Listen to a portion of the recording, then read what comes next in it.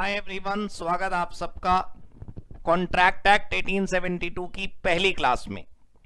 दोस्तों, contract act 1872 एक ऐसा चैप्टर है जिसको हम यूनिवर्सल भी कह सकते हैं। सीएमए के फाउंडेशन में, सीएमए के इंटर में, चार्टर्ड अकाउंटेंसी के फाउंडेशन में, चार्टर्ड अकाउंटेंसी के इंटर में, कंपनी सेक्रेटरी के सीएसडब्ल्यूटी में, कंपनी सेक्रेटरी के एग्जीक्यूटिव में। मतलब ये एक ऐसा चैप्टर है जो यूनिवर्सल रूप से जगह जगह छाया हुआ है। लेकिन इस चैप्टर के अंदर के जो कॉन्सेप्ट्स हैं उनको जब आप पढ़ना शुरू करेंगे तो आपको इतना कॉमन सेंस वाले कॉन्सेप्ट्स लगेंगे कि जिसमें कोई टेक्निकलिटी नहीं है। फिर भी न जाने क्यों बार बार स्टूडेंट्स को अलग अलग लेवल्स पर यह पढ़ाया जाता है। अब हम कॉन्ट्रैक्ट एक्ट 1872 की आज की इस पहली क्लास में कोई भी सेक्शन शुरू करने से पहले, सेक्शन 1, 2, 3 करके शुरू करने से पहले एक बेसिक आइडिया सबसे पहले ले लेते हैं कॉन्ट्रैक्ट एक्ट 1872 का। परंपरा के मुताबिक आप याद रखिएगा कि जो भी मैं लिखूंगा वो आपको भी लिखना होगा। क्लास में जो हुआ वो कर लो और किताब में है जो वो पढ़ लो। बुक के अंदर जितने भी कॉन्सेप्ट्स हैं उसे एक बार बस रीड कर लीजिएगा। बहुत टू द पॉइंट किताब मैंने बनाई है। कॉन्ट्रैक्ट एक्ट 1872 के नोट्स अपलोड मिल जाएंगे आपको, लेकिन उसकी चिंता ना करें आप। अभी जो क्लास शुरू हो रही है उसके बारे में सोचें, उसके बारे में, उस क्लास को एंजॉय करें। कॉन्ट्रैक्ट एक्ट 1872 की क्लास में आप सबका एक बार फिर दिल से स्वागत।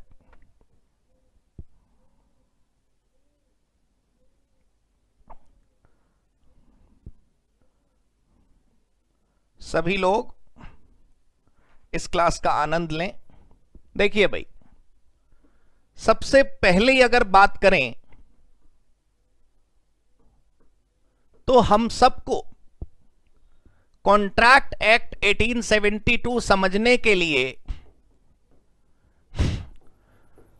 यह समझना चाहिए कि इस चैप्टर का सब्जेक्ट मैटर क्या है। हो सकता है आप में से कुछ लोगों ने offer, acceptance, promise, consideration, agreement, enforceability by law, ये सब कुछ आपने सुना होगा। लेकिन मैं चाहता हूं कि कॉन्ट्रैक्ट एक्ट 1872 एक ऐसा चैप्टर है, ये फाउंडेशन और इंटर दोनों लेवल पर है। फाइनल लेवल के लिए ये चैप्टर नहीं है। फाउंडेशन और इंटर दोनों लेवल में सेम चैप्टर है कॉन्ट्रैक्ट एक्ट 1872। इस कॉन्ट्रैक्ट एक्ट 1872 में सबसे पहले हमें पढ़ना चाहिए सब्जेक्ट मैटर। आइए जरा वो समझने की कोशिश करते हैं। हेडिंग डालिए इंट्रोडक्शन। इंट्रोडक्शन। और जो जो मैं लिख रहा हूं प्लीज आप भी लिखिएगा, तो आपको बहुत आनंद आएगा। आपको चैप्टर याद करना नहीं पड़ेगा, आपको चैप्टर अपने आप याद हो जाएगा। आइए लिखिए point number 1,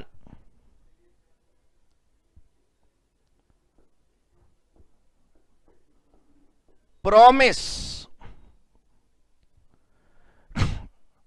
creates responsibility. Sir आप तो कॉन्ट्रैक्ट पढ़ा रहे हो, ये कॉन्ट्रैक्ट कॉन्ट्रैक्ट के अंदर प्रॉमिस कहां से आ गया? छोड़ो ना तुम प्लीज, भाई के भरोसे पर चैप्टर लिख लो। और जो आप लिखोगे, मेरा वादा कि संसार में कोई सवाल कॉन्ट्रैक्ट एक्ट का बचा नहीं होगा जो आपसे ना आता हो। बिना ये सोचे कि क्या टॉपिक और क्यों लिख रहे हैं, आप बस गंगा में नहाना शुरू कर दीजिए, धारा में बहना शुरू कर दीजिए। क्लास के साथ वो सब करिए जो क्लास कर रही है। आप मेरे साथ साथ लिखेंगे, आपको फेस टू फेस की ही फील आएगी। Promise creates responsibility. दूसरा, promise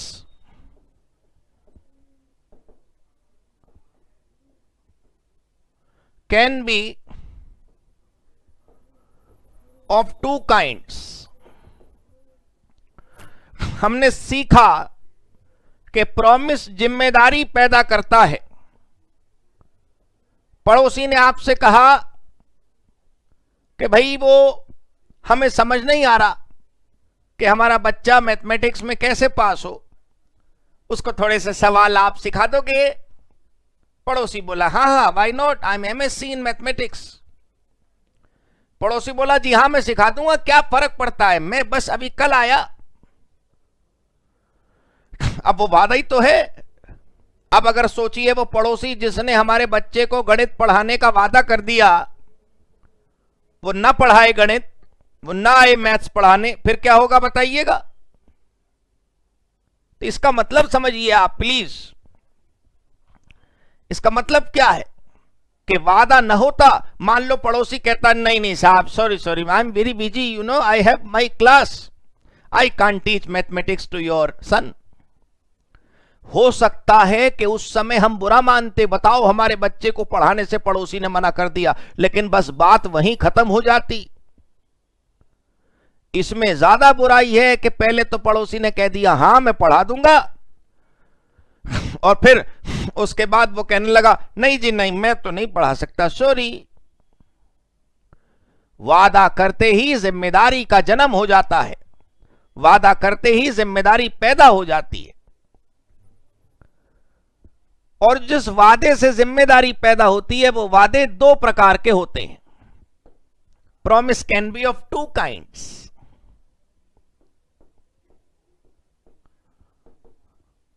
promise can B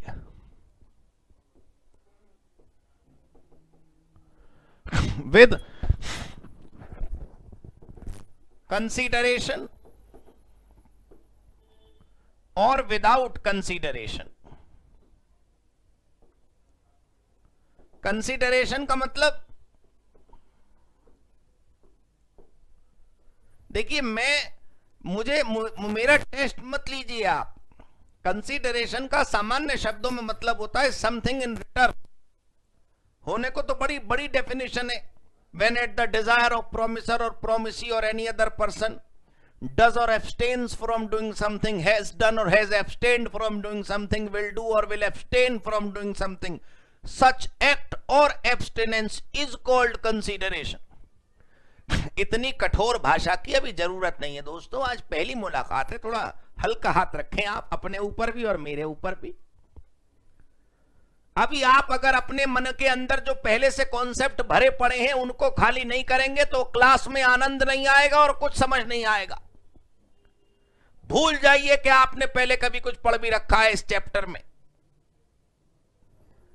promise जो आप करेंगे किसी को, वो दो प्रकार का हो सकता है, एक विद कंसीडरेशन और एक विदाउट कंसीडरेशन। समझे आप?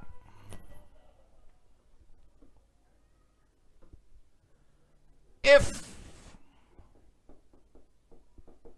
it is a promise without consideration, comma, it has no value, it has no value in the eyes of law। if it is a promise without consideration, it has no value in the eyes of law। क्या मतलब? अब वो जो पड़ोसी थे जिन्होंने maths पढ़ाने का प्रॉमिस करा था, तुमने बदले में उन्हें क्या देना था?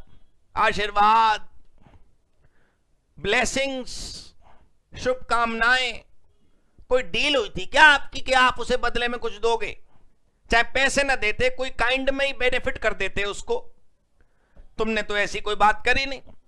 तुमने तो मोहब्बत में पड़ोसी से कह दिया कि आप मेरे बच्चे को पढ़ा दीजिएगा प्लीज, उसको ना मैथ्स के 10 क्वेश्चन समझ नहीं आ रहे, will you please do this help for us. पड़ोसी ने कह दिया आज ही करा दूंगा, नहीं कराया फिर तो क्या कर लोगे? नहीं समझाए, टाइम नहीं था, सो व्हाट? समझे आप? If it is a promise without consideration, it has no value in the eyes of law. कोई वैल्यू नहीं है इसकी। कानून की नजरों में। It does not matter,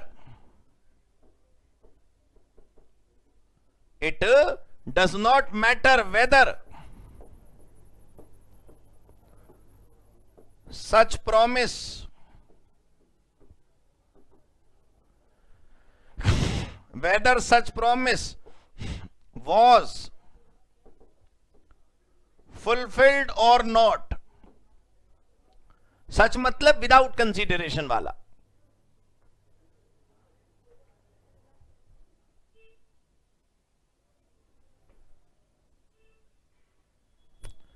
it does not matter whether such promise was fulfilled और नॉट। इससे कोई फर्क नहीं पड़ता कि जो ये प्रॉमिस था वो फुलफिल हुआ कि नहीं फुलफिल हुआ। भाई बदले में जब हमें कुछ नहीं मिला तो हमारे ऊपर कोई कानूनन जिम्मेदारी थोड़ी है। मन करा तो मंदिर में दान दिया, मन नहीं करा तो नहीं दिया। मन करा तो हमने ये काम किया, मन करा तो नहीं करा। अदालत में आप जा नहीं पाएंगे उस पड़ोसी के खिलाफ जिस पड़ोसी ने पहले तो हां कर दिया था आपके बच्चे को पढ़ाने के लिए और फिर बाद में वो मुकर गया। So what. सर ऐसा लग रहा है जैसे आप कंसीडरेशन की क्लास पढ़ा रहे हो। ऐसा है, कुछ अपने मन को लगाओ मत तुम। कुछ अपने आप से सोचने की जरूरत नहीं है। किसी भी दिशा में अपने दिमाग को न दौड़ाएं आप। जो मास्टर लिखवा रहा है उसे पूरा लिख लें और फिर देखिएगा कमाल क्या होगा। दवाई कड़वी हो सकती है लेकिन उसका प्रभाव बहुत मीठा होगा, देखिएगा। हमने पॉइंट नंबर 5 में लिखा, it does not matter whether such promise was fulfilled और not. Breach of promise without consideration, breach of promise without consideration cannot be taken to the court of justice।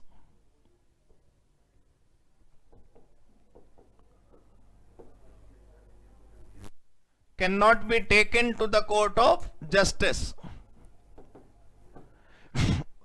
उसे अदालत नहीं ले जाया जा सकता। Can not be taken to the court of justice. Clear हुई बात आपको? इसे हम अदालत नहीं ले जा सकते। पक्का समझ आया ना क्यों? पॉइंट नंबर 7, आपने यहां पर देखा था promise can be with consideration और विदाउट। अब तक जो हमने 3 पॉइंट डिस्कस करे वो सारे के सारे विदाउट कंसीडरेशन के थे। अब हम विद कंसीडरेशन के बारे में बात करते हैं। Point number 7,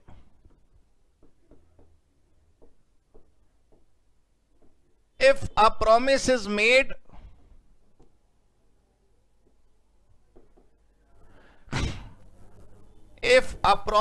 made with consideration, अगर ये प्रॉमिस कंसीडरेशन के साथ करा गया है, it has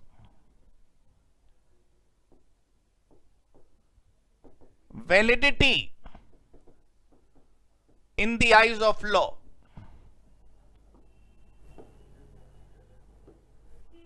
It has validity in the eyes of law provided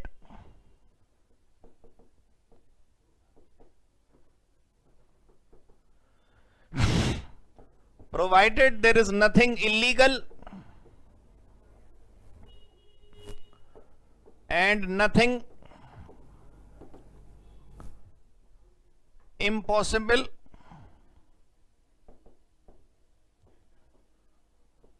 and nothing immoral and nothing opposed to public policy। देखिए, मैं ग्रामर का ध्यान बिल्कुल देना चाहता हूं, लेकिन अपनी बात पर जोर देने के लिए मैंने नथिंग नथिंग नथिंग वर्ड बार बार यूज करा। ग्रामेटिकली नथिंग वर्ड की बार बार इस्तेमाल करने की जरूरत नहीं थी।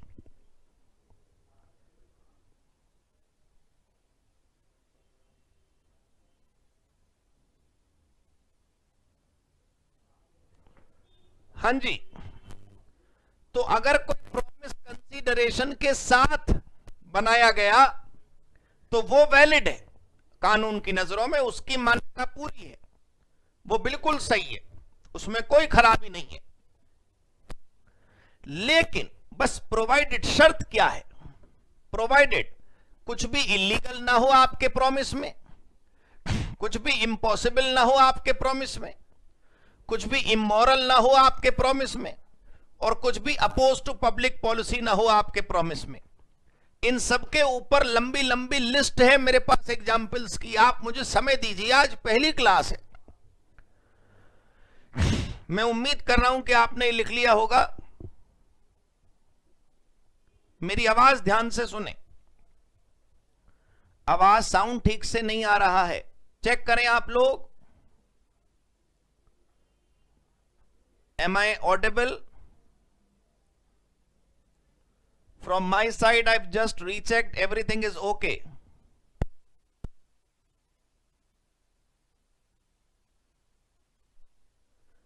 बस एक बार मुझे कंफर्म कर दें आपको साउंड आ रही है। Yes yes, very nice. हां जी, okay okay okay okay okay okay. सुनो, मैंने आज की क्लास में कहां से समझाना शुरू करा आपको? वादे से, प्रॉमिस से। प्लीज मेरी बात पर ध्यान दीजिए। Offer, acceptance, promise, consideration, agreement, enforceability by law, contract, void, voidable, valid, free consent, capacity, सब पढ़ाऊंगा मैं। कुछ कट कट करके नहीं पढ़ा रहा मैं, बस मैं बात को समझाने का प्रयास कर रहा हूं। जिस बच्चे को बिल्कुल नहीं पता कॉन्ट्रैक्ट के बारे में, उसको भी सब कुछ समझ आ जाएगा, बिल्कुल क्लियर हो जाएगा उसको भी। आप समझिए कि हमने बात शुरू करी प्रॉमिस से। प्रॉमिस वर्ड जो है, हमने पढ़ा कि प्रॉमिस दो प्रकार का हो सकता है, एक विद कंसीडरेशन और एक विदाउट कंसीडरेशन। कंसीडरेशन के साथ और कंसीडरेशन के बिना। अगर प्रॉमिस बिना कंसीडरेशन के है तो उसका हमारे कॉन्ट्रैक्ट में, हमारी अदालत में, हमारे लॉ में, हमारे लिटरेचर में कोई जगह नहीं है। आपके बचपन का दोस्त का नाम है Shahrukh Khan, film star, superstar Shahrukh Khan. किसी दिन उसने आपके जन्मदिन में आने का आपसे वादा कर दिया, देख मैं तेरे बर्थडे में आऊंगा, पक्का प्रॉमिस, और कल को वो नहीं आया तो आप उस पर केस नहीं कर सकते मान्यवर, क्योंकि बिना कंसीडरेशन के उसने आपसे वादा करा, वो तो यूं ही चल रही है कहानी। लेकिन अगर कंसीडरेशन के साथ प्रॉमिस हुआ होता, आपने शाहरुख खान के मैनेजर के साथ मिलकर उसकी बुकिंग करवाई होती, कंसीडरेशन हुआ होता उसमें, तो फिर वो प्रॉमिस लीगली वैलिड है। बस हां, इस बात का आपको ध्यान रखना पड़ेगा कि कंसीडरेशन जो हो, प्रॉमिस जो हो, ट्रांजैक्शन जो है, वो एक्टिविटी जो है, मामला जो है जिसके बारे में बात चल रही है, वो इलीगल नहीं होनी चाहिए, इम्पॉसिबल नहीं होनी चाहिए, इमोरल नहीं होना चाहिए, और अपोज टू पब्लिक पॉलिसी नहीं होना चाहिए। इन सारे शब्दों का मतलब मैं बताऊंगा आपको धीरे धीरे। क्लियर हो गई बात?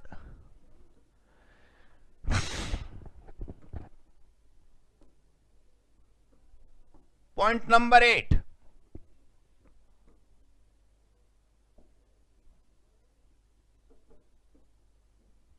चेक कर लीजिएगा, सबको आवाज आनी चाहिए। Point number 8, so a promise which has consideration, comma, legality, comma, possibility, comma, morality, comma, compliance with public policy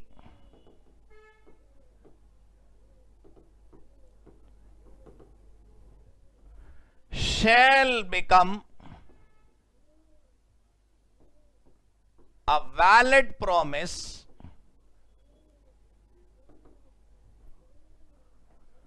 whose breach can be taken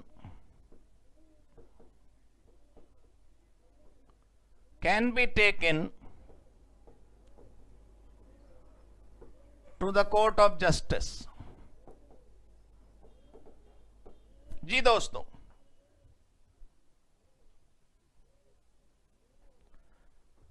yes please, ये लाइन दीवाने खास की लाइन है। आप देखिएगा, व्हाट इज कॉन्ट्रैक्ट समझा के ही पहली क्लास में खत्म करूंगा। कॉन्ट्रैक्ट क्या होता है बिना ये डेफिनेशन लिखे आपको समझ आ जाएगा। A promise which has consideration, legality, possibility, morality, compliance with public policy shall become a valid promise whose breach can be taken to the court of justice। मतलब एक प्रॉमिस हो, उसमें कंसीडरेशन हो, वो लीगल हो कानून की नजरों में, वो पॉसिबल हो, इम्पॉसिबल ना हो, मोरल हो, इमोरल ना हो, पब्लिक पॉलिसी मतलब जो सामाजिक नियम है उनके हिसाब से चले, उसको हम कहेंगे कि ये एक वैलिड प्रॉमिस है। और अगर हुज ब्रीच मतलब इसकी ब्रीच हुई, किसी इंसान ने ये वाला प्रॉमिस करके तोड़ दिया, तो अदालत का कटघरा उसे छोड़ेगा नहीं। अदालत के अंदर उसको ले जाकर सजा दिलवाई जा सकती है। तो इसका मतलब यह हुआ कि सारी कहानी शुरू होती है प्रॉमिस से, सारा खेल शुरू होता है वादों से। अगर प्रॉमिस में कंसीडरेशन है तो बात आगे बढ़ेगी, वरना नहीं बढ़ेगी। लेकिन सिर्फ कंसीडरेशन हो जाने से ही सब कुछ खत्म नहीं हो जाता। भाई, एक जादूगर आपसे बोला, आप समझते हैं जादूगर, मैजिशियन, एक जादूगर आपसे बोला कि मैं चांद को धरती पर लेकर आ सकता हूं, 500 रुपए का टिकट मेरे शो का खरीद लो और फिर देखना मैं चांद धरती पर लाकर दिखाऊंगा आपको। अब साहब वो 500 रुपए का टिकट लोगों ने खरीद भी लिया, लेकिन आप मुझे ईमानदारी से बताइए, वो चांद की फोटो धरती पर भले ही आ जाए, चंद्रदेव कैसे आएंगे धरती पर? The moon on the earth is not possible. तो वहां पर प्रॉमिस तो है जो जादूगर ने तुमको करा कि मैं चांद धरती पर लेकर आऊंगा, 500 रुपए का टिकट खरीद लो। तुमने 500 रुपए का टिकट खरीद भी लिया भाई, क्योंकि तुम्हें 500 रुपए देकर पता चल गया कि हाँ, जादू से हम चांद को धरती पर बुला पाएंगे, तो चल ऐसे खरीद लेते हैं, कंसीडरेशन भी है। लेकिन चांद का धरती पर आना इलीगल नहीं है, लेकिन इम्पॉसिबल तो है, संभव नहीं है। जो प्रॉमिस और जो कंसीडरेशन, ध्यान से सुनिएगा, जो प्रॉमिस और जो कंसीडरेशन आप कर रहे हो एक दूसरे के साथ, वो कैसा होना चाहिए? Legal, possible, moral, as per public policy. तभी अदालत आपका केस लेगी। दो चोरों ने आपस में प्रॉमिस करा एक दूसरे से कि हम चोरी का सामान जो चोरी करके लाएंगे वो आधा आधा बांट लेंगे। दो चोरों ने आपस में एक प्रॉमिस करा एक दूसरे से कि भाई जो भी वो पैसा मिलेगा, जो भी हमें सामान मिलेगा, वो हम बांट लेंगे एक दूसरे में। और मान लो एक चोर ने सारा पैसा छीन कर वो भाग गया, नहीं दिया अपने पार्टनर को, प्रॉमिस तोड़ दिया, तो दूसरा चोर अदालत जाकर क्या कहेगा कि मेरे पार्टनर ने मुझे धोखा दे दिया। अदालत पूछेगी अच्छा क्या बिजनेस करते हो आप, आपका पार्टनर आपको धोखा देकर भाग गया, हम उसे पकड़ लेंगे, बताओ बेटा क्या बिजनेस है तुम्हारा, क्या बोलेंगे, उसे चोरी करती हैं हम। समझने का प्रयास करें कि कहानी शुरू होती है प्रॉमिस से। अगर प्रॉमिस एक तरफा है, यूनिलेटरल है, बिना कंसीडरेशन के है, तो वैसे ही मामला खत्म। लेकिन अगर प्रॉमिस विद कंसीडरेशन है, कंसीडरेशन के साथ है, तो कम से कम बात आगे बढ़ेगी। कंसीडरेशन के साथ जब बात आगे बढ़ेगी, मेरी बात ध्यान से सुनिएगा, कंसीडरेशन के साथ जब बात आगे बढ़ेगी तो यह ध्यान रखना कि आपका प्रॉमिस, आपका कंसीडरेशन, आपकी एक्टिविटी, आपका ट्रांजैक्शन, जिसके बारे में भी आपने प्रॉमिस किया है, वो लीगल भी हो, पॉसिबल भी हो, मोरल भी हो, पब्लिक पॉलिसी के अगेंस्ट ना हो। समझ आई बात? अब आगे सुनो, आप लोगों के क्वेश्चंस मैं जरूर लूंगा, आप बेफिक्र रहिए। Let me just complete my point, then I will take a pause and then I will take your questions. 9th point देखें आप, इट मीन्स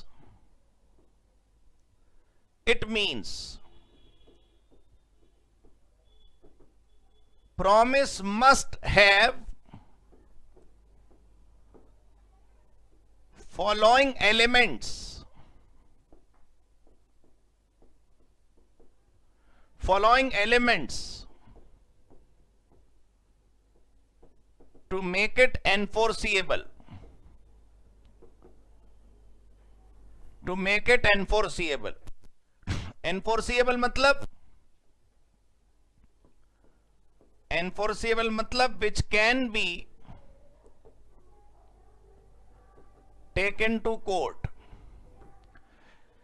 एनफोर्सिबल मतलब लागू कराना, इंप्लीमेंट करवाना। मतलब अगर सामने वाला अपना वादा तोड़े तो हम उसे अदालत ले जा पाएंगे। ये देखें आप, it means promise must have following elements to make it enforceable. Promise के अंदर नीचे दी गई अगर चीजें जुड़ जाएं तो फिर आप उसे अदालत ले जा पाएंगे। कौन कौन सी चीजें? देखिए आप, पहला देखिएगा,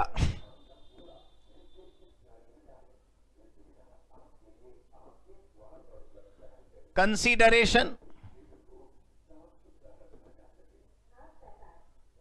दूसरा लीगैलिटी, तीसरा possibility,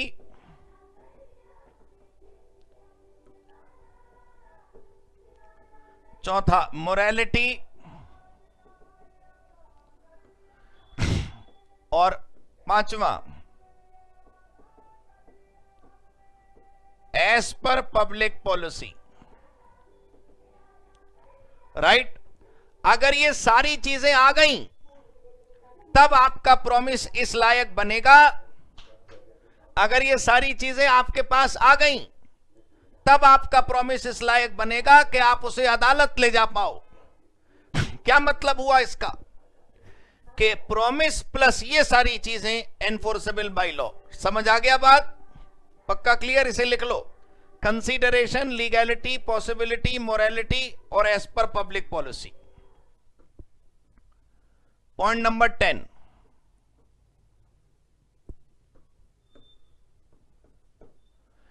point number 10,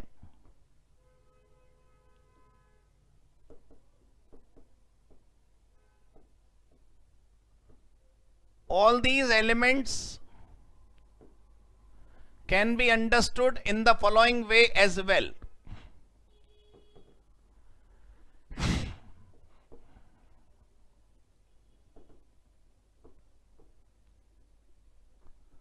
In the following way as well.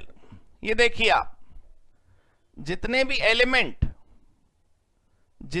Elements जो हैं, जो अभी आपने सुने, वो कैसे दिखाई जा सकते हैं जरा वो देखिए। सबसे पहले था प्रॉमिस, राइट? अगर उस प्रॉमिस में कंसीडरेशन जोड़ दें तभी वो टू साइड बनता है। इसका नाम है अग्रीमेंट, और अगर अग्रीमेंट में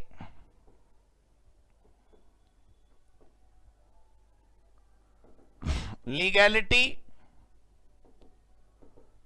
पॉसिबिलिटी, मोरालिटी,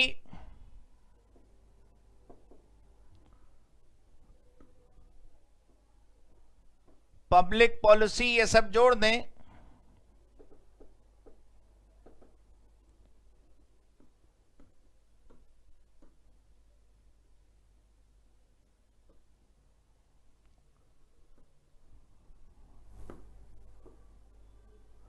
तो फिर वो जो कॉम्बिनेशन बनकर आएगा उसे क्या बोलेंगे? कॉन्ट्रैक्ट।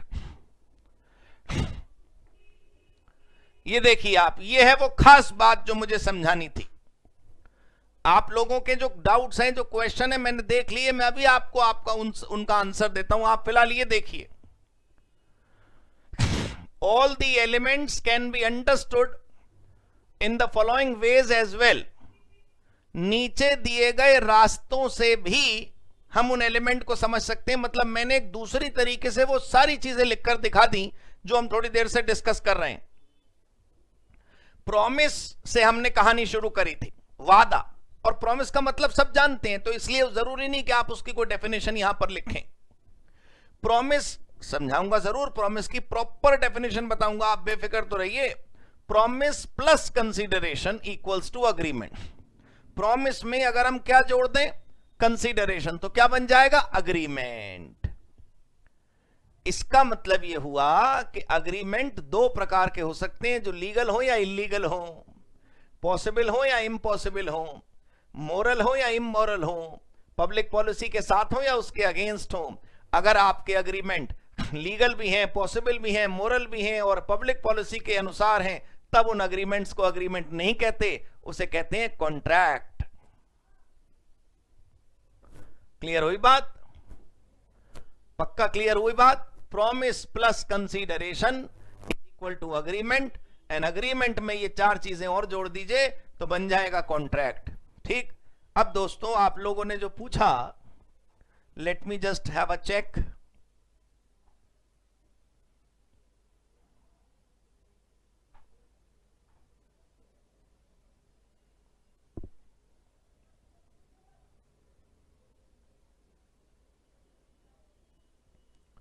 कोई सवाल आप लोगों का ऐसा कुछ खास है नहीं। मैं 1 से लेकर अब तक के पॉइंट स्क्रॉल कर देता हूं, आप देख लीजिएगा।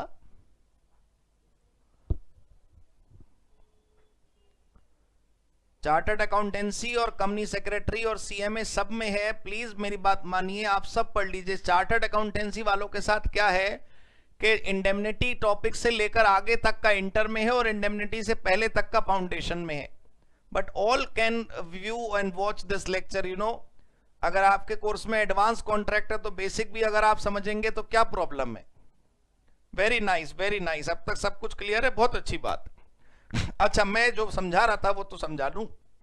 मैं ये बताना चाहता हूं कि अब तक जो आपने लिखा उसकी शुरुआत हमने प्रॉमिस से करी, और जनरली आप किताबों को देखेंगे तो वो किताबें ऑफर से शुरू होती हैं। ऑफर क्या होता है और एक्सेप्टेंस क्या होती है।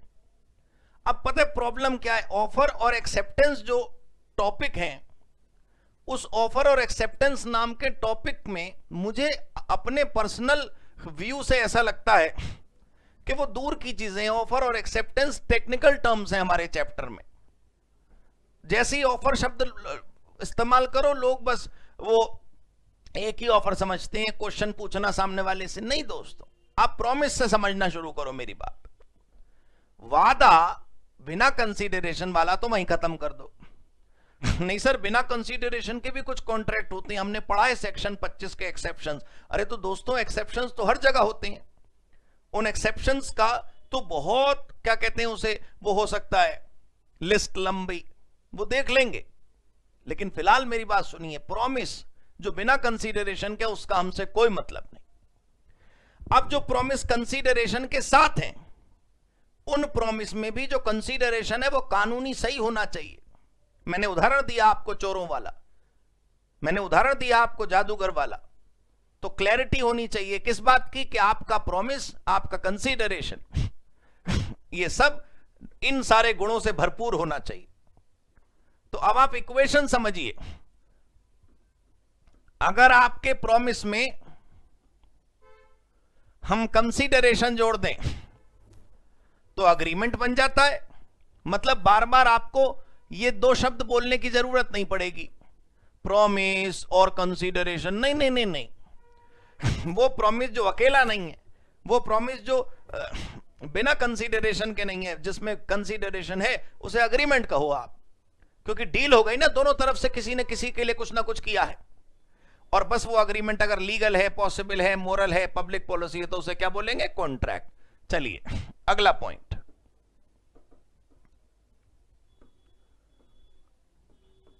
Point number 11। It means agreement can be of two kinds। पहले मैंने आपको प्रॉमिस के दो काइंड बताए थे, विद कंसीडरेशन, विदाउट कंसीडरेशन। अब मैं आपको अग्रीमेंट के दो काइंड बता रहा हूं। It means agreement can be of two kinds which are as follows.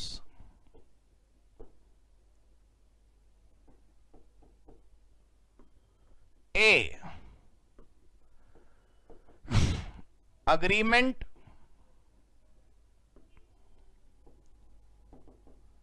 with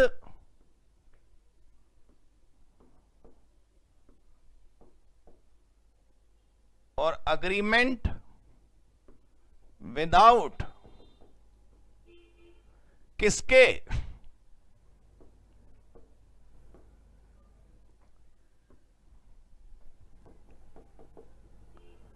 essential elements के। मतलब दो प्रकार के अग्रीमेंट कौन से हो गए?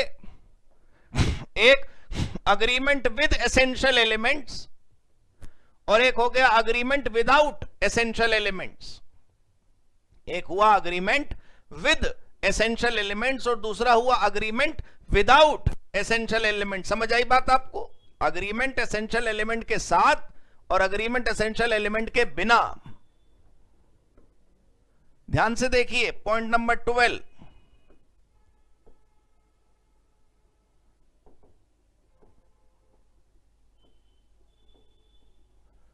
Essential elements are legality, possibility, morality, public policy. मतलब ये चारों चीजें अगर हैं तो अग्रीमेंट विद एसेंशियल एलिमेंट हुआ, और अगर इन चारों में से कुछ भी गायब हुआ तो अग्रीमेंट विदाउट एसेंशियल एलिमेंट हुआ। ठीक है?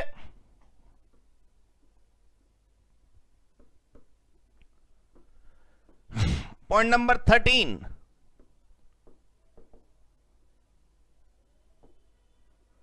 agreement without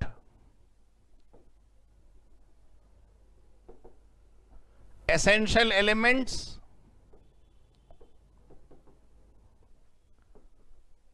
is called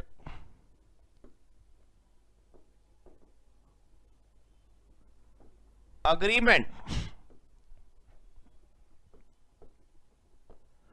and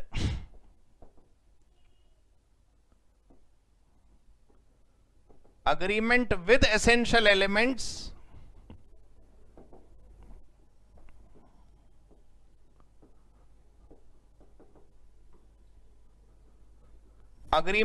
essential elements is called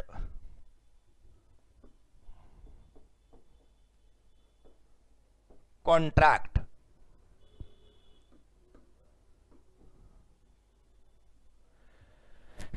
देखिए आप, क्लियर हुई जी बात आप सबको?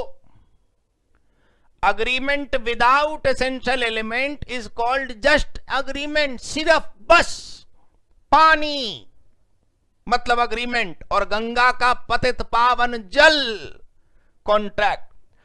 अगर अग्रीमेंट के अंदर सारी जरूरी चीजें जो होनी चाहिए वो हुई, तो फिर वो अग्रीमेंट नहीं है, उसका प्रमोशन हो जाएगा, उसका नाम बदल जाएगा, वो अच्छा हो जाएगा और उसे क्या कहा जाएगा? कॉन्ट्रैक्ट। लेकिन अगर अग्रीमेंट में वो सारी चीजें नहीं पाई गई तो फिर हम उसे क्या कहेंगे? सिर्फ अग्रीमेंट।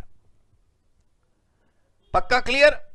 हिंदी में अगर तुम याद करना चाहो तो तुम याद कर सकते हो कि, ध्यान से सुनना, हिंदी में तुम आराम से अच्छे से याद कर सकते हो क्या कि अग्रीमेंट अच्छा भी हो सकता है और बुरा भी हो सकता है। अग्रीमेंट सही भी हो सकता है और गलत भी हो सकता है। गलत वाले को तो बस खाली अग्रीमेंट कहते हैं, लेकिन अगर वो सही है तो फिर उसे अग्रीमेंट नहीं कहते, उसके सम्मान में उसका नाम बदल कर उसे क्या कहते हैं? कॉन्ट्रैक्ट। चुटकुला सुना होगा आपने, आप तो पुरुष ही नहीं हो, आप महापुरुष हो। तो हम उस अग्रीमेंट से कह रहे हैं जिस अग्रीमेंट के अंदर सारे पॉइंट्स पाए जाते हैं कि आप तो अग्रीमेंट ही नहीं हो, आप तो सुंदर अग्रीमेंट हो, सही अग्रीमेंट हो, आप तो बढ़िया अग्रीमेंट हो, मतलब कि आप कॉन्ट्रैक्ट हो। क्लियर हो गई बात? पक्का समझ आया? समझ आ गई बात? अगला point,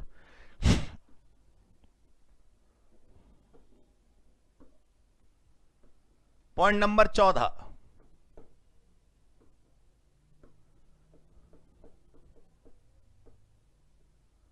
it means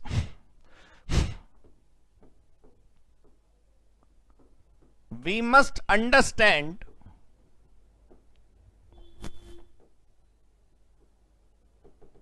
following aspects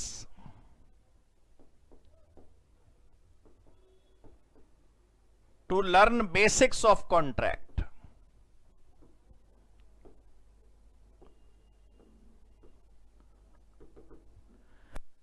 It means we must understand following aspects to learn basics of contract. लो, अगर कोई बच्चा समझना चाहता है कि कॉन्ट्रैक्ट का बेसिक्स क्या है, इस लॉ की शुरुआत कैसे होगी, तो बस वो नीचे दी गई चीजें समझ ले। क्या क्या समझना चाहिए? पहला,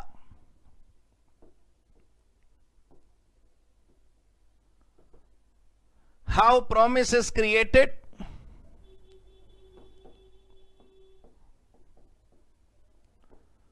how agreement is created,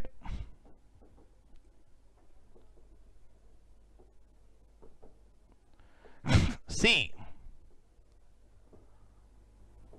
how contract is created। यही तो तीन चीजें हैं भाई, ध्यान से समझने की कोशिश करिए। प्रॉमिस कैसे क्रिएट होता है, अग्रीमेंट कैसे क्रिएट होता है और कॉन्ट्रैक्ट कैसे क्रिएट होता है। अगर ये तीन चीजें आप सीख लें तो आपको सारे फंडामेंटल अपने आप क्लियर हो गए। यही तो बेस बनाना था मुझे आपके लिए। मैं अगर क्लास की शुरुआत में आपको बताता कि आज का हमारा टॉपिक होगा कॉन्ट्रैक्ट कैसे क्रिएट होता है, तो मुझे लगता है कि आपको शायद कंफ्यूजन होती। अब आपने पूरी डेवलपमेंट अपने हाथों से खुद लिखी है कागज पर, सब कुछ आपने अपनी आंखों से देखा है, मन से एक्सपीरियंस किया है। प्रॉमिस में कंसीडरेशन जोड़ दो तो अग्रीमेंट बनता है, और अग्रीमेंट में वो अच्छे अच्छे चार चीजें जोड़ दो तो कॉन्ट्रैक्ट बनता है। और प्रॉमिस कैसे बनता है वो हम सीखेंगे अभी। इसका मतलब क्या हुआ मुझे बताइए आप, कि प्रॉमिस कैसे बनेगा, अग्रीमेंट कैसे बनेगा और कॉन्ट्रैक्ट कैसे बनेगा, ये बस हमने सीखना है। ठीक है, क्लियर हो गई बात? पॉइंट नंबर 15,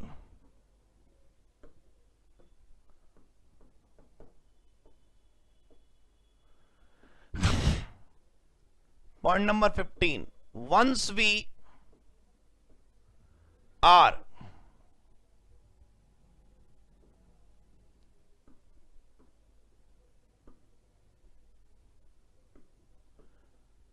काट दो, लिखो once we have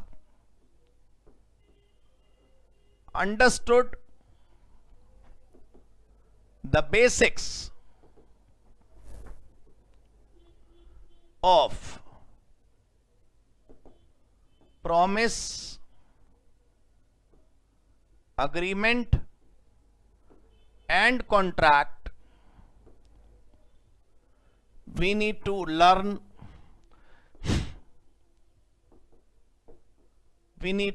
about following aspects.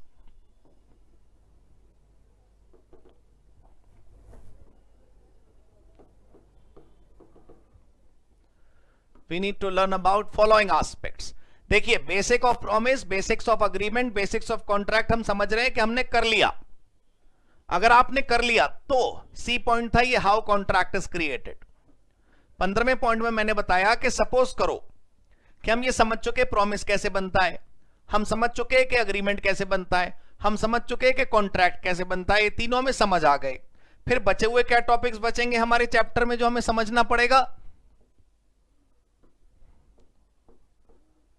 Performance of contract, B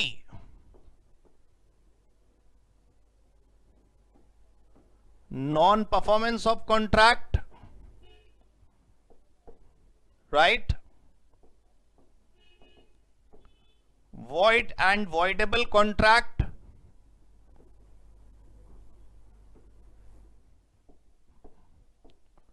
special contracts,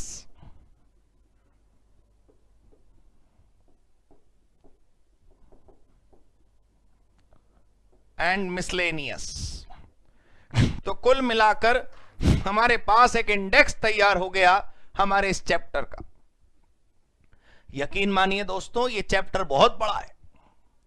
इतना बड़ा कॉन्ट्रैक्ट है कि जनरली लोग कहते हैं, ऐसा लोग कहते हैं कि 1 महीना लगता है कॉन्ट्रैक्ट खत्म करने में. मैं आपसे पूछूंगा कि कितना टाइम लगा. आप देखिएगा कि आपको कितना टाइम लगेगा इसको समझने में. अगर आपका रास्ता क्लीन है, क्लियर है, स्ट्रैटेजी आपकी स्ट्रांग है, तो समय ज्यादा नहीं लगता. उलझे हुए तरीके से अगर आप कॉन्ट्रैक्ट एक्ट पढ़ेंगे तो आपको उलझन ही उलझन होगी. कितना भी समय लगा लीजिए, दिल के किसी कोने में आपको यह दर्द जरूर रहेगा, यार बस वॉइड और वॉइडेबल का मतलब अच्छे से क्लियर नहीं हुआ. बाकी तो चैप्टर तो क्लियर है. क्या फायदा ऐसे चैप्टर के क्लियर होने का? मेरी बात समझिए. आज के इस इंट्रोडक्शन में हमें क्या सीख मिली कि हमें इस कॉन्ट्रैक्ट चैप्टर के अंदर केवल 8 बातें समझनी हैं. कुल 8 बातें. हमारा इंडेक्स क्या है? हमारा इंडेक्स ध्यान से देखिए, हमारा इंडेक्स है ये. सबसे पहला प्रॉमिस का क्रिएशन, अग्रीमेंट का क्रिएशन, कॉन्ट्रैक्ट का क्रिएशन, उसके बाद performance, non performance, void voidable, special contracts और मिसलेनियस. मिसलेनियस भी मैंने इसलिए रख लिया कि कोई भूल चूक लेनी देनी रह गई हो तो वो यहां पर हम लिख लेंगे. मेरा कहने का मतलब यह है भाई कि जैसे एक टॉपिक है अप्रोप्रिएशन ऑफ पेमेंट, तो वो कहीं फिट नहीं होता, तो वो मैं अंत में बढ़िया पढ़ा दूंगा अप्रोप्रिएशन ऑफ पेमेंट. अब मैं आपको एक बार दोबारा यह बता देना चाहता हूं कि प्रॉमिस कैसे क्रिएट होता है. इसके अंदर आएगा ऑफर और एक्सेप्टेंस. अग्रीमेंट कैसे क्रिएट होता है, इसके अंदर आएगा कंसीडरेशन. कॉन्ट्रैक्ट कैसे क्रिएट होता है, इसके अंदर आएगा free consent, capacity, legality, possibility, morality, public policy, सब कुछ. और जब ये 3 पढ़ लेंगे आप तो ये 5 परफॉर्मेंस में आएगा. Performance, who will perform first. Non performance में आएगा breach and damages. Void voidable में तो आप यही 2 चीजें आएंगी. स्पेशल कॉन्ट्रैक्ट के अंदर बताए क्या आएगा? स्पेशल कॉन्ट्रैक्ट के अंदर आएगा indemnity, guarantee, bailment, pledge, contingent and quasi contract. और मिसलेनियस में जो कुछ भूल चूक लेनी देनी थोड़ी बहुत बचेगी वो हम यहां कर लेंगे. अब पहले आप मुझे बताओ, यहां तक आपको समझ आया कि नहीं समझ आया? देखिए, मैं हर एक टॉपिक के बाद पॉज लूंगा और वो पॉज आप लोगों के लिए इसलिए लिया जाना जरूरी है कि आपको ये सब कुछ अच्छे से क्लियर हो जाए.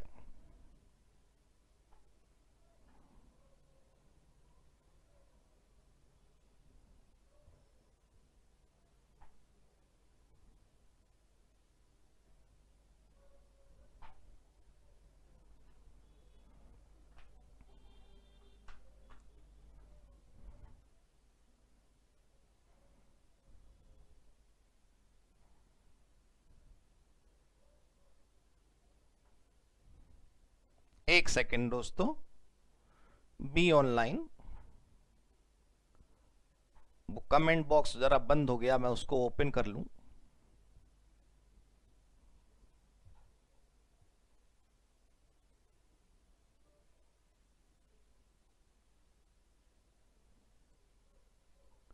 Very nice, very nice, very nice. Clear हो गई जी बात? गुड। अब ये सारे के सारे कुल मिलाकर हमें पता चल गया कि हमारे पास 8 टॉपिक्स हैं। ठीक है, तो अब सबसे पहले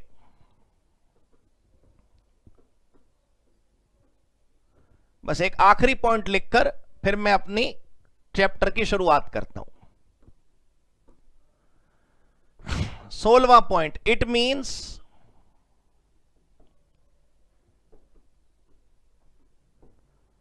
there are total 8 topics in the entire Contract Act. There are 8 topics in the entire Contract Act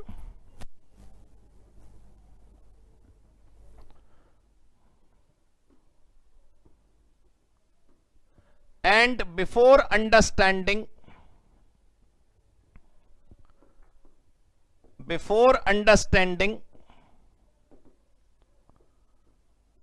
any of these 8 topics,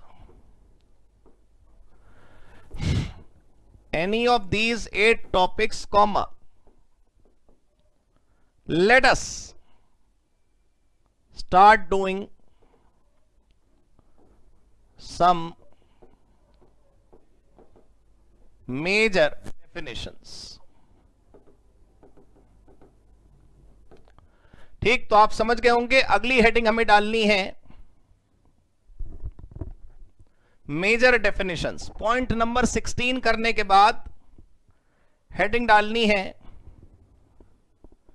major definitions. It means that there are total 8 topics in the entire contract act and before understanding any of these 8 topics let us start doing some major definitions. कुछ major definitions आइए हम मिलकर करना शुरू करते हैं।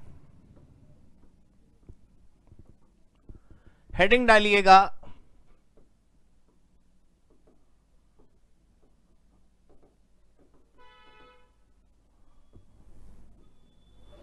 Major definitions.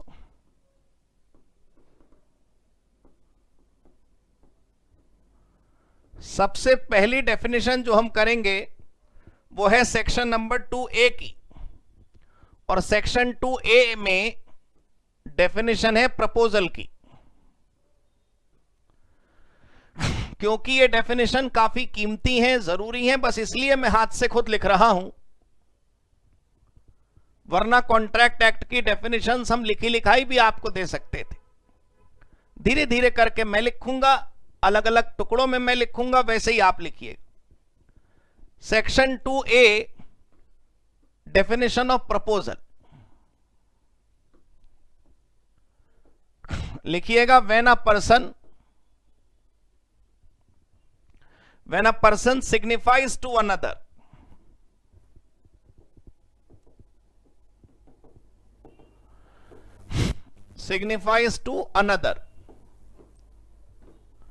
When a person signifies to another, जितने टुकड़े मैं कर रहा हूं उतने ही टुकड़े आप प्लीज करिएगा। क्या पूछ रहे हैं आप? दूसरा, his willingness to do or to abstain from doing anything. To do or to abstain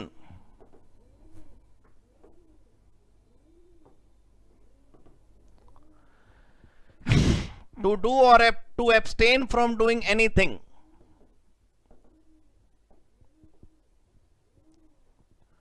with a view to obtaining the consent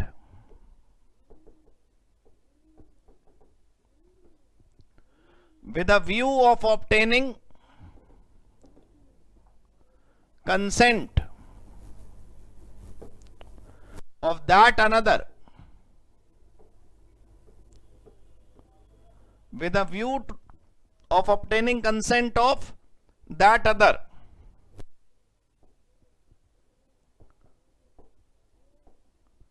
to such act or abstinence, comma, he is said to make a proposal. देखिए ये definition मैं सच बता रहा हूं, अगर कीमती ना होती तो मैं सिर्फ स्क्रीन पे फ्लैश करा के एक्सप्लेन कर देता. He is said to make a proposal. अब इसके बारे में समझेंगे गहराई में. Please show. ये शो हो रहा मेजर डेफिनेशंस हमने शुरू करा सेक्शन 2A प्रपोजल और उसके बाद ये डेफिनेशन. जी दोस्तों,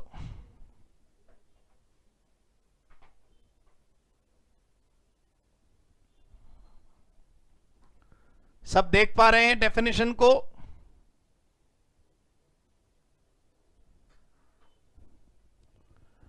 When a person signifies to another his willingness to do or to abstain from doing anything with a view of obtaining consent of that another to such act or abstinence, he is said to make a proposal. पहले आप आराम से लिख लीजिए इसको, फिर उसके बाद हम मिलकर समझते हैं. लिख लिया जी आपने? अब देखिए,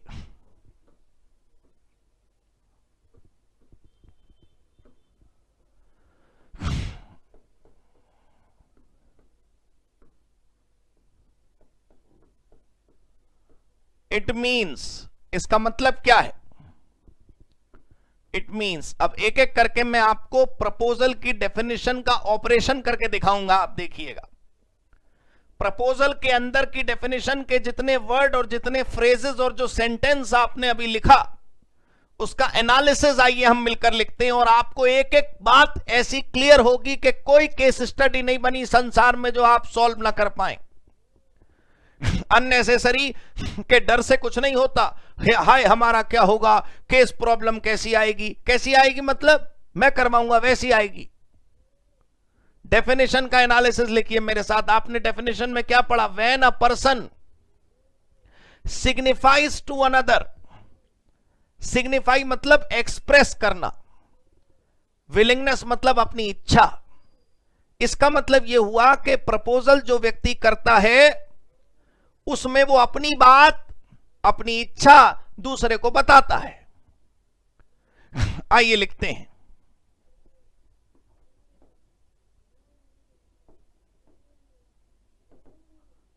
person making proposal expresses, person making proposal expresses his willingness. ठीक, एक बात. अब ये जो हमने इच्छा बतानी है सामने वाले को, ये इच्छा दोनों चीजों की हो सकती है. किसी काम को करने की इच्छा है, किसी काम को न करने की इच्छा.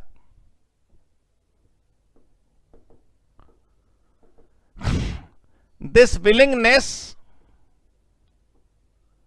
can be of doing something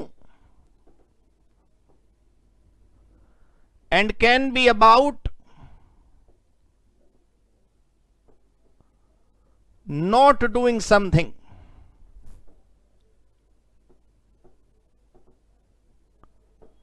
Can be about not doing something. For example,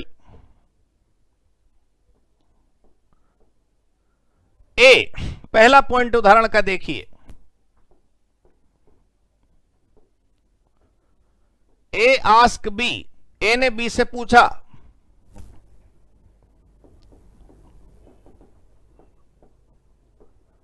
will you sell your car to me?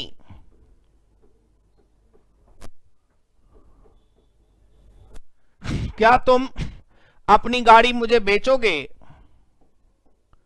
और दूसरा प्रश्न, A ask B, will you please not become witness against me.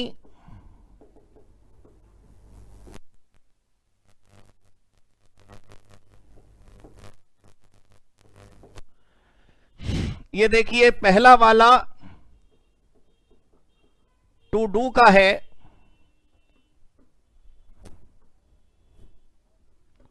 पहला वाला to do का है और दूसरा वाला नॉट टू डू का। देखिए दो सवाल आपने लिखे हैं यहां पर, दो सवाल। ए ने बी से पूछा, ए ने बी से क्या पूछा बताइए आप, will you sell your car to me, क्या तुम अपनी कार मुझे बेचोगे।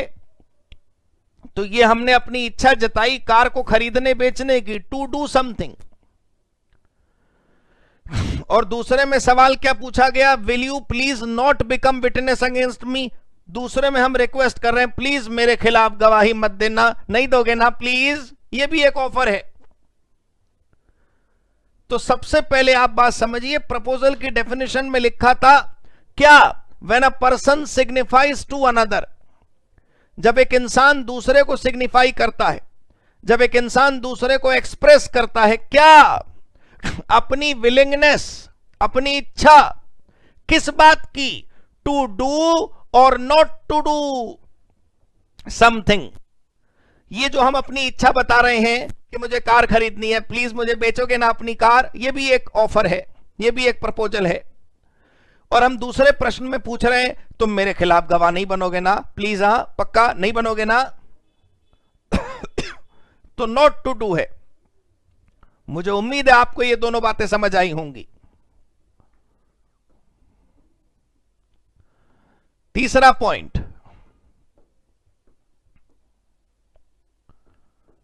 Only expression of willingness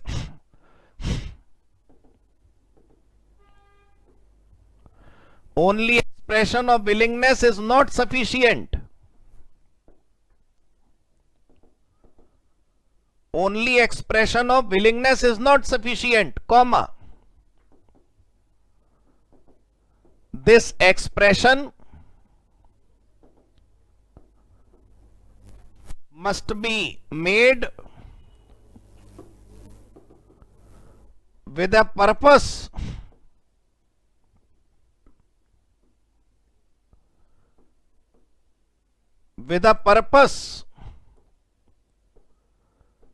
of obtaining consent of that another person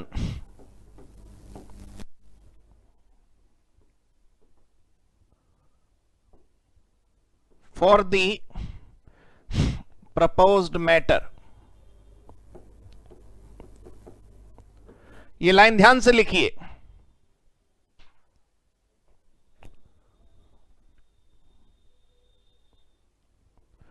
point number 3 ध्यान से लिखिए, ओनली एक्सप्रेशन ऑफ विलिंगनेस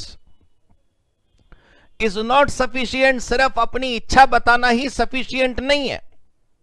मैं बताऊंगा आपको इसका एग्जाम्पल अभी। This expression must be made with the purpose of obtaining consent of that another person for the proposed matter. सिर्फ अपनी इच्छा सामने वाले को बता देने से वो प्रपोजल नहीं बन जाता। सिर्फ अपनी इच्छा सामने वाले को कह देने से वो प्रपोजल नहीं बन जाता दोस्तों, बिल्कुल नहीं ना।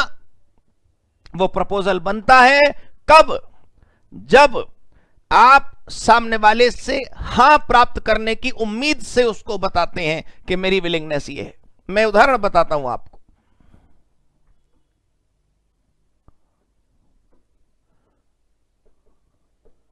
फॉर एग्जाम्पल,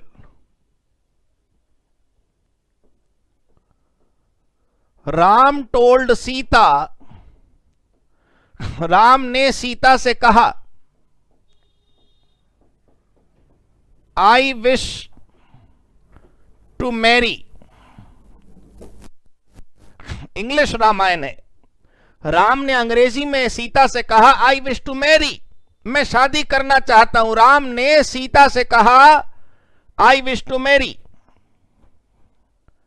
और दूसरी तरीके से देखिए, Ram ask Sita I wish to marry, comma will you marry मी।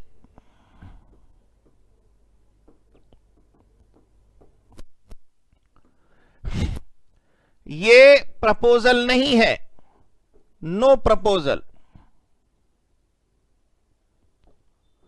और ये प्रपोजल।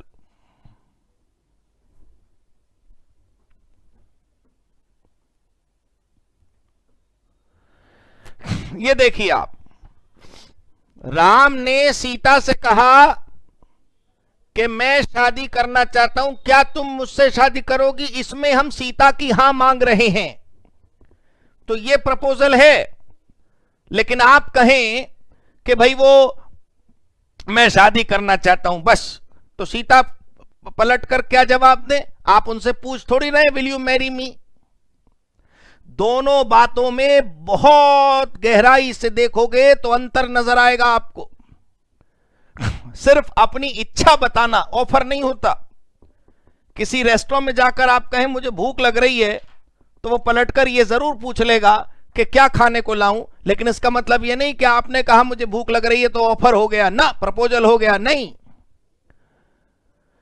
प्रपोजल की भाषा, प्रपोजल का तरीका, प्रपोजल के शब्द, प्रपोजल का जो स्टाइल है, उसमें कहीं ना कहीं ये झलकना चाहिए कि आप सामने वाले से हां चाहते हैं।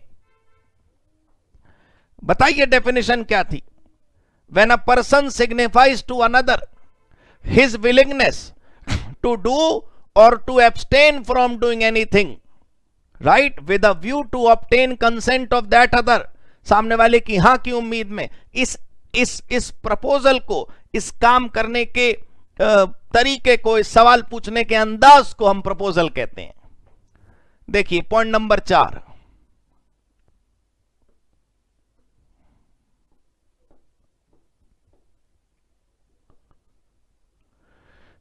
Point number 4, proposal can B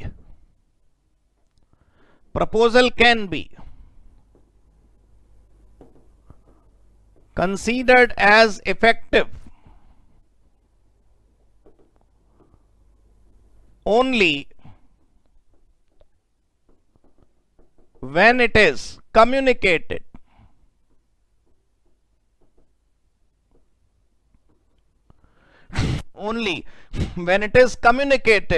to the other person.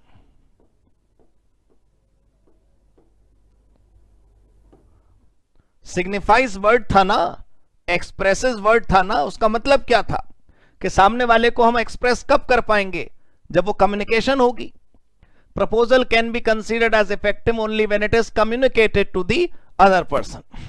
ठीक है, तो इतना बस डेफिनेशन तक, पहली डेफिनेशन हमने समझ ली। मैं आपको ये वाली डेफिनेशन आप लिख लीजिए, मतलब ये वाला पॉइंट आप लिख लीजिए, फिर मैं आपको पहली डेफिनेशन पूरी स्क्रॉल करके दिखा देता हूं कि हमने क्या क्या लिखा। Proposal can be considered as effective only when it is communicated to the other person.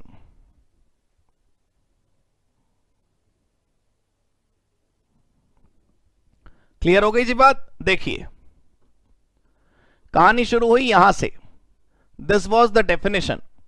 When a person signifies to another his willingness to do or to abstain from doing anything with a view of obtaining consent of that another to such act or abstinence, उस काम को या उस ना काम को, he said to make a proposal. तो इसमें हमने पहली बात समझी कि पर्सन जो प्रपोजल करता है वो अपनी विलिंगनेस बताता है। वो विलिंगनेस किसी काम को करने की और ना करने की दोनों हो सकती है, और सिर्फ एक्सप्रेशन करने से फायदा नहीं है, सामने वाले से हमें कंसेंट की उम्मीद भी लगनी चाहिए।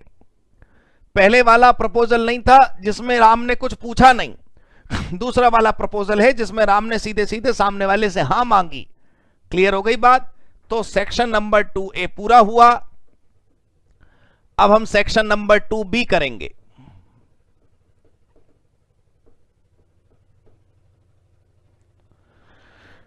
सेक्शन नंबर 2B है जी डेफिनेशन ऑफ प्रॉमिस।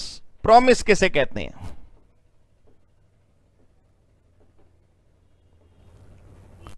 अब यहां पर आपको क्लैरिटी मिल जाएगी कि प्रॉमिस कैसे क्रिएट होता है।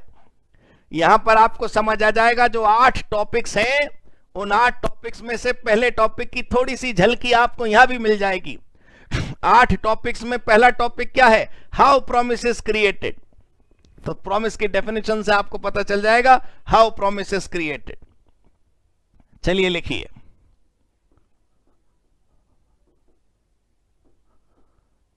when the person to whom proposal is made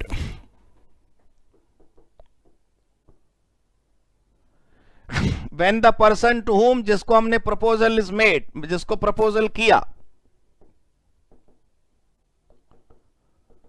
signifies his assent,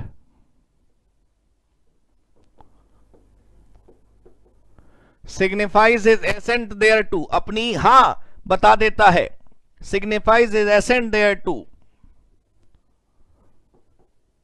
the proposal मतलब उस प्रपोजल पर, comma, he is said to have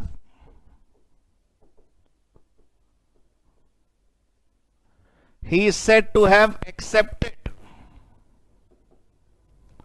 the proposal। हम ये मान लेते हैं कि उसने प्रपोजल को स्वीकार कर लिया। he is said to have accepted the proposal, right? और आखिरी लाइन, अ प्रपोजल, काम की लाइन ये है, when accepted becomes the promise। ये देखिए आप, इस प्रॉमिस की डेफिनेशन में हमें एक नया शब्द मिला, एक्सेप्टेंस। इस प्रॉमिस की डेफिनेशन में हमें यह पता चला कि जिसको हमने प्रपोजल भेजा था, अगर वो इंसान when the person to whom proposal is made signifies, express कर देता है क्या? अपनी एसेंट, मतलब अपनी हां। किस बात पर? मतलब प्रपोजल पर। हम ये मान लेंगे कि उसने प्रपोजल को एक्सेप्ट कर लिया है, और जब प्रपोजल एक्सेप्ट हो जाता है उसी पल वो क्या बन जाता है? प्रॉमिस। इस डेफिनेशन को लिखिए, फिर उसके बाद इसका एनालिसिस करेंगे। इट मीन्स दैट, ये लिख लिया,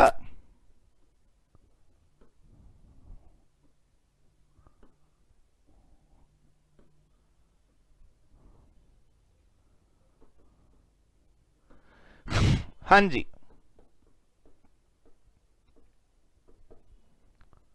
इट मीन्स दैट, पॉइंट 1, पहली बात, person to whom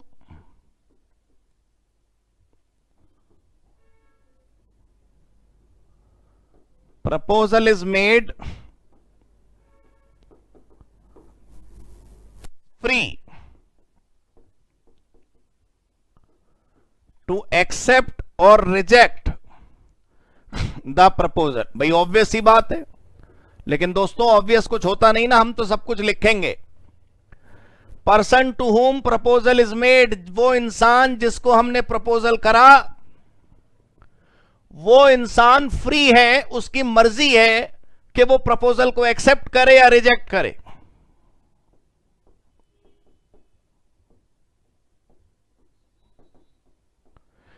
if he rejects the proposal, अगर वो प्रपोजल को रिजेक्ट कर देता है, कॉमा, मैटर एंड्स देयर, मामला वहीं समाप्त हो जाता है। If he rejects the proposal, matter ends there, comma,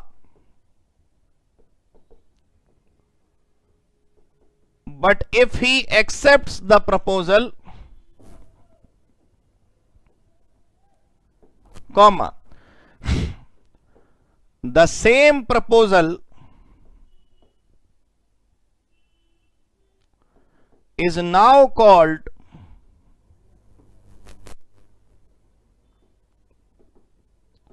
promise. ये बात ध्यान से देखिएगा, यहां क्या लिखा है। प्रॉमिस किसी दूसरी दुनिया से आया हुआ आविष्कार नहीं है। प्रॉमिस कोई दूसरी दुनिया से आई हुई चीज नहीं है। प्रॉमिस कोई अलग चीज नहीं है।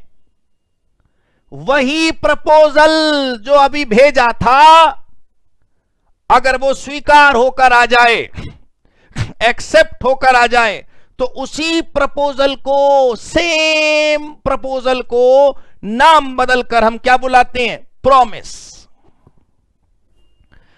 इसका मतलब क्या हुआ?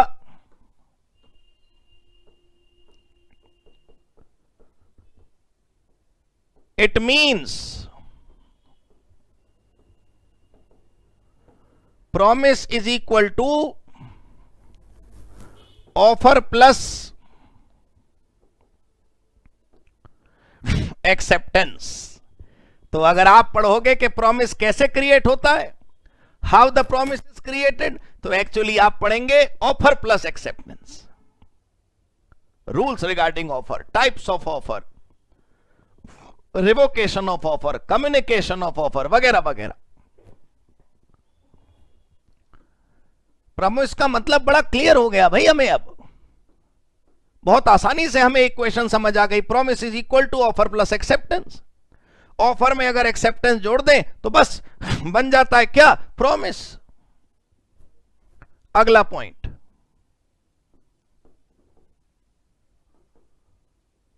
Acceptance must be communicated to the person who made offer.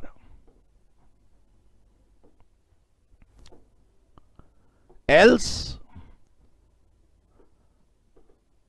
Offer मतलब प्रपोजल, ठीक है ना? एज नहीं तो आपको ना कंफर्मेशन, वो कंफ्यूजन हो जाएगी कि अभी तक तो प्रपोजल वर्ड चल रहा था, वो ऑफर वर्ड कहां से आ गया। Acceptance must be communicated to the person who made proposal, who made offer, else otherwise क्या होगा? Offer will not become promise. इसका मतलब यह हुआ कि कहानी सारी की सारी प्रॉमिस से शुरू हो रही थी, और प्रॉमिस कैसे शुरू होता है? ऑफर और एक्सेप्टेंस से। अभी तो हम केवल डेफिनेशन पढ़ रहे हैं, सेक्शन नंबर 2 भी हम पढ़ चुके, बात पूरी हुई। लेकिन ऐसे करते करते जब हम आगे बढ़ेंगे तो आपको धीरे धीरे धीरे धीरे सब कुछ पता चलेगा। एक्सेप्टेंस के टाइप्स होते हैं, एक्सेप्टेंस करने के तरीके होते हैं, एक्सेप्टेंस करने के मोड होते हैं, एक्सेप्टेंस को कम्युनिकेट कैसे करें उसके रूल हैं, एक्सेप्टेंस को रिवोक कैसे करें उसके रूल हैं। मतलब मेरा कहने का यह दोस्तों कि अगर आपको रूल्स रिगार्डिंग प्रॉमिस पढ़ना है, अगर आपको how the promise is created पढ़ना है, तो आपको क्या पढ़ना चाहिए? ऑफर के बारे में सब कुछ, एक्सेप्टेंस के बारे में सब कुछ। प्रॉमिस मतलब offer and acceptance. Anyway, let me read this once for you. We have now done section 2b, promise. When the person to whom proposal is made signifies assent thereto the proposal, he is said to have accepted the proposal. A proposal when accepted becomes the promise. It means that person to whom the proposal is made is free to accept or reject the proposal. अगर उसने reject कर दिया, matter ends there. But if he accepts the proposal, the same proposal is now called promise.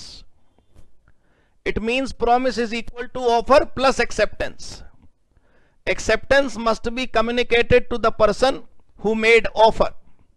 वरना offer will not become promise. ये तो natural बात है, सामने वाले तक पहुंचना तो चाहिए। चलिए भाई, अब तीसरी डेफिनेशन हम लिखेंगे।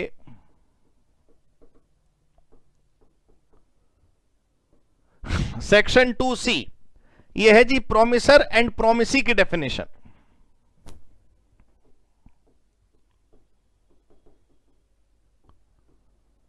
Promisor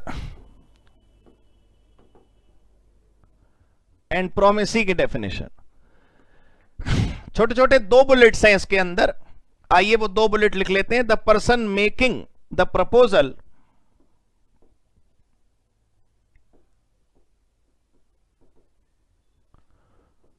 person making the proposal is called promiser.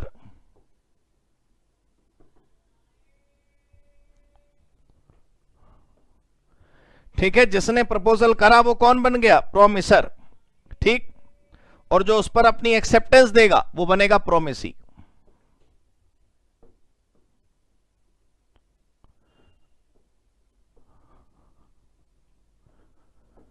And the person who gave his acceptance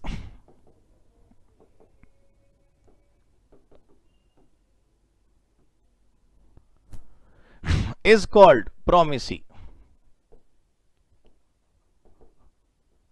मैं आपको इसे और आसान तरीके से समझाता हूं।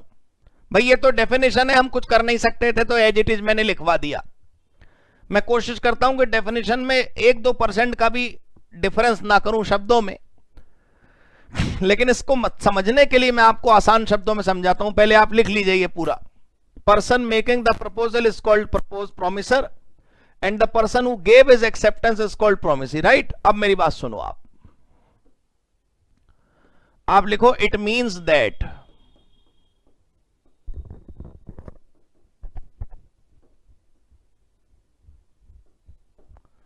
पॉइंट 1, आप एक बात मुझे बताओ, कट करने वाले को अंग्रेजी में क्या कहते हैं? कटर। शार्प करने वाले को शार्पनर। एम्पलीफाई करने वाले को एम्पलीफायर। तो ऑफर करने वाले को क्या बोलेंगे? ऑफरर।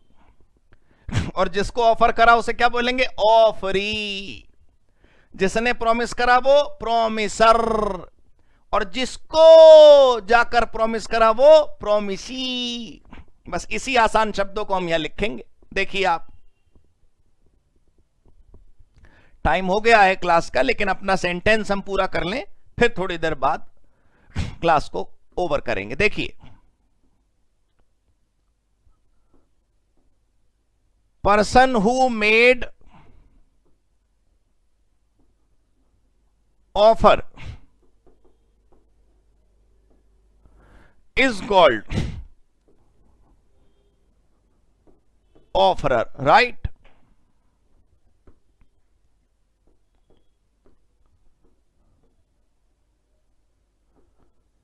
person to whom, जिसको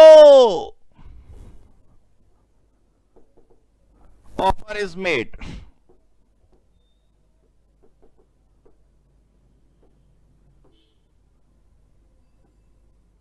is called offeree.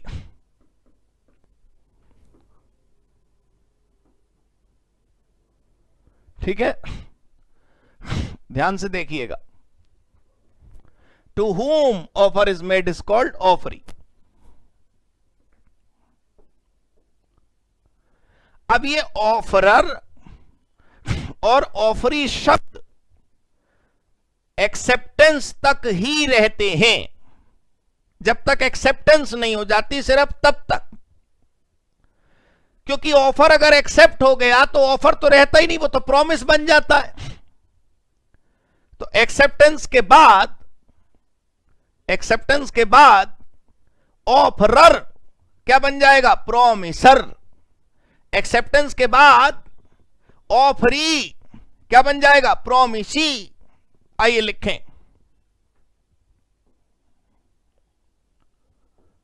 Offeror is called offerer before acceptance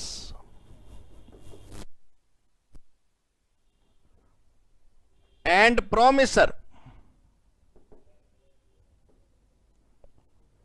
after acceptance.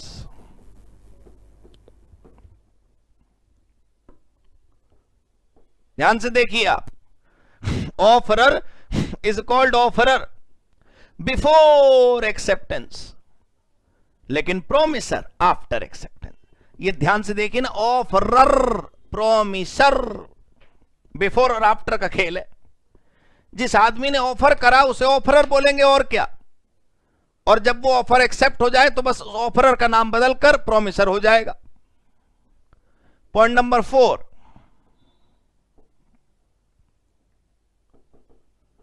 Offeree is called offeree before acceptance.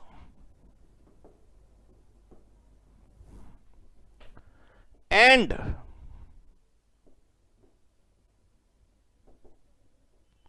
promisee after acceptance. तो वही वर्ड्स की मैचिंग है, कर लीजिए. Offeree, promisee. क्लियर हुई जी बात? ये पक्का क्लियर हो गया. हमारे 3 डेफिनेशन आज हो गई. 2A हमने पढ़ लिया, 2B हमने पढ़ लिया, 2C हमने पढ़ लिया. अगली क्लास में हम डेफिनेशन पढ़ेंगे 2D, E, F, G, H, I, J. छोटी छोटी एक एक लाइन की है, बस कंसीडरेशन थोड़ा बड़ा है. बाकी डेफिनेशन एक एक लाइन की. I'll issue the notes today positively, then you will get to know. ये क्लियर हो गई जी बात? मैं आपके लिए दिखा देता हूं कि हमने कितना पढ़ा. ये section 2C promisor and promisee. ये रहा सेक्शन 2B प्रोमिस. ये रहा सेक्शन 2A प्रपोजल. और इन डेफिनेशन से पहले हमने ये कुल 15-16 पॉइंट्स पढ़े कॉन्ट्रैक्ट एक्ट 1872 के इंट्रोडक्शन में. पॉइंट नंबर 13 की डिमांड आई है कि 13 दिखा दीजिए. तो ये 13 इस समय स्क्रीन पर है, आप स्क्रीनशॉट ले सकते हैं. बाकी फिलहाल मैं आपके डाउट्स देख लेता हूं. कोई अगर क्वेश्चन हुआ तो उसको आंसर कर लेते हैं.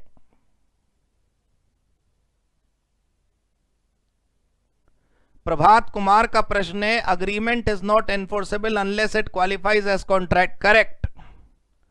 If A is asking to B, will you sell your car to me? Here A is not offering anything to do an act. Here it is B who has to act. Right. B has to act. A is asking that B, please act for me.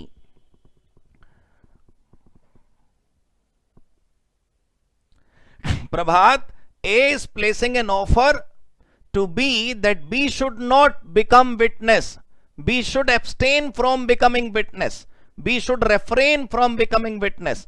So this is the willingness of A that B should not do this activity. Clear दोस्तों? मैं आप सबसे एक तो ये कहना चाहता हूं कि आप हमारे टेलीग्राम चैनल्स ज्वाइन कर लीजिए. कोई भी नोटिफिकेशन, कम्युनिकेशन, नोट्स, मैसेज, कुछ भी जो हमने शेयर करना होगा वो हम आप लोगों को वहां शेयर करते रहेंगे. तो प्लीज उसको जरूर आप लोग ज्वाइन करें. ठीक है? कितने दिन में खत्म होगा ये सब छोड़ दो, क्लास देखते रहो, सब बढ़िया होगा. ठीक है? All right friends, thank you so much. God bless you. Good bye.